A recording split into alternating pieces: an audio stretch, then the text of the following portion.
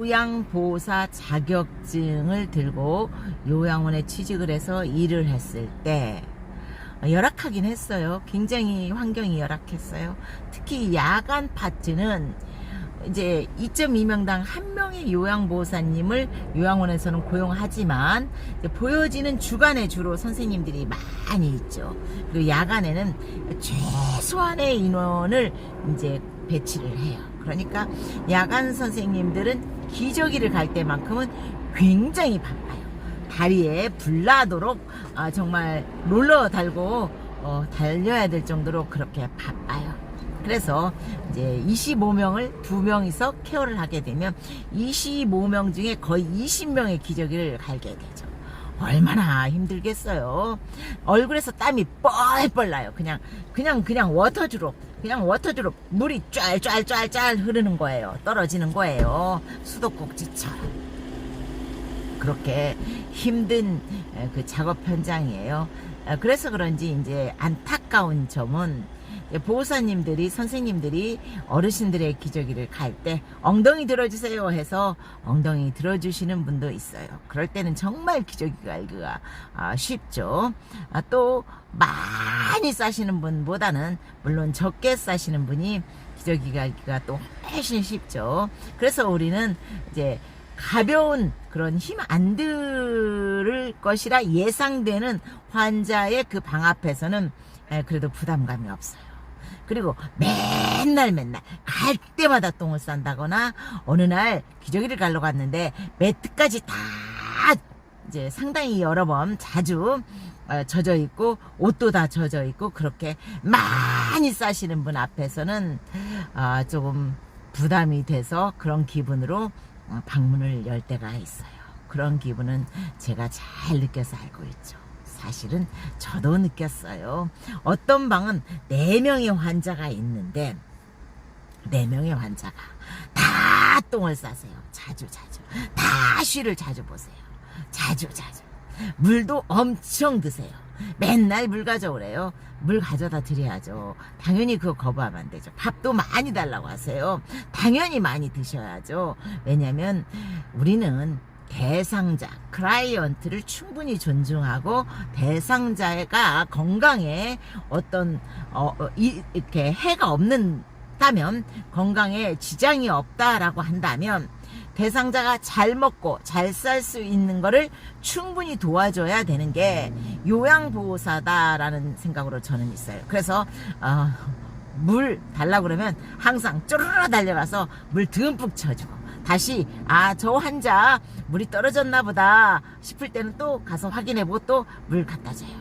대부분 기저귀를 하시는 그 대상자 어르신께서는 몸 거동이 자유롭지 않아요. 불편하거든요. 그러니까 물이 필요해도 선생님 불러서 물 주세요 하는 경우도 있지만, 지나갈 때 나 물 좀 주시겠어요 라고 하는 점잖은 어르신들이 대부분이에요. 왜냐하면 이제 사태 파악이라는 것을 병원에 비록 내가 누워 있지만 하실 수 있거든요. 때문에 내가 자주 부르면 저 선생님이 나를 미워할 거야, 나에게 어떤 불이익을 줄 거야 라는 염려도 있고요.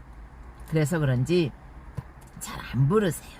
필요한 게 있으면 기회 있을 때 말씀하세요. 그래서 저는 주로 이제 자주 가서 보고, 물이 비어 있다 싶으면 얼른 물통에 물을 채워드리고, 밥도 많이 드신다 싶으면 조금씩 제가 더 드리는 그런 스타일인데, 하여간 이렇게 그 4명이서 맨날 그 방에서 똥을 자주 싸세요.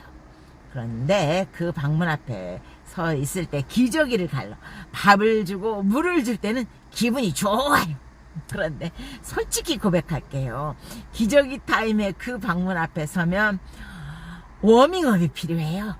오늘 또 이 4분의 기저귀는 다 갈아야 될 거야 라는 부담감. 그래요, 맞아요, 부담감이에요. 그 부담감을 떨칠 수는 없어요. 그렇지만 그 내색을 절대로 그 문을 열 때까지 가져서는 안 돼요. 그래, 이건 내가 잘못된 거야. 이분들은 그 막바지 그 환경에서 그것에 대한 도움을 받기 위해서 입소하신 분이기 때문에 그것에 대해서 행여라도 우리가 불편함을 느낀다면 굉장히 자괴감이 들 거야 라는 생각을 하면서 제가 그 병실의 병문을 열고 괜찮아요, 싸시고 또 우리가 치우는 게 일입니다. 그리고 또 드시는 게 건강한 거예요. 이렇게 잘 먹고 잘 산다라는 것은 오히려 행복하고 선생님이나 어르신이나 굉장히 좋은 일인 거예요 라고 말씀을 드립니다. 그런데 또 그 옆방에는 4분의 어르신들이 계시는데 다 중증 환자세요. 아마 1급이 아닐까 싶어요. 1급 환자는 거의 의식이 없는 것 같지만 사실은 그 4분 죄다 내가 보기에는 청력과 의식만큼은 있으신 것 같았어요. 제가 맨날 경관할 때 가서 이제 어르신 밥 먹으러 왔어요. 즐거운 식사이지요. 먹고 행복하고 즐겁고 오늘 하루도 시작해 보자고요 라고 하면서 올라갑니다, 내려갑니다. 그러면은 이제 조금 웃는 것 같은 표정이 보이세요. 물론 그 어르신들의 얼굴에서는 웃음이 언제인지부터 없어졌겠죠. 그런데 조금이라도 그 삶의 고역스러움에서 내가 조금이라도 할 역할이 있겠지라는 생각으로 그분들에게 그렇게 대하고 있었는데, 하여간 우리가 이제 기저귀를 갈 때 그 어르신들은 이제 우리가 다가가면 아야야야 아파 이럴 때가 있어요. 정말 안 아프게 들어 올리다시피 체위 변경을 하고 천천히 이제 체위 변경을 하는데도 그렇게 아프다는 통증을 느끼실 때가 있어요. 그래서 제가 어르신 나를 보세요, 내가 하면 안 아프잖아요. 그러면 씩 웃으세요. 저는 이제 체위 변경을 할 때 우리가 배울 때는 등을 밀어서 체위 변경을 하잖아요, 어깨 쪽을.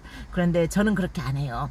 손으로 들어 올리면서 체위 변경을 해요. 그러니까 우리가 배운 것과 다르게 저는 어르신들을 이제 개비거든요. 굉장히 1급 정도에 추정할 수 있는 그 어르신들은 개벼요. 그래서 실제로 그 어르신 중에 한 분이 나는 개벼라고 하셨어요. 그래서 제가 웃었는데, 손을 이렇게 밀지 말고 이렇게 들어 올리다시피 하면서 천천히, 우리 첫 아이 낳았을 때 그러잖아요. 굉장히 정성스럽게 이렇게 몸 바꿔가면서 돌려가면서 기저귀 갈잖아요. 물론 다리 들려서도 하지요. 가벼우신 분들은 저는 주로 엉덩이 쪽과 다리를 해서 살짝 들어 올려드려요. 다른 요양보호사님이 기저귀를 갈기 쉽도록. 그러니까 우리가 어르신들을 그 기저귀 변경을 할 때 저는 이제 요양보호사님들에게 말씀드리고 싶어요. 물론 다 잘하세요. 진짜 경력자들이 너무 능수능란하게 일을 잘하시지만 그 잘하는 그 숙달 속에 어르신들의 통증이라는 부분을 조금 더 더하셔서 어떻게 하면 저 어르신이 통증을 느끼지 않을 수 있을까 라는 생각을 하셔서 그런 방법을 찾아가는 것도 우리에게는 굉장히 필요한 게 아닐까라는 생각을 해봐요.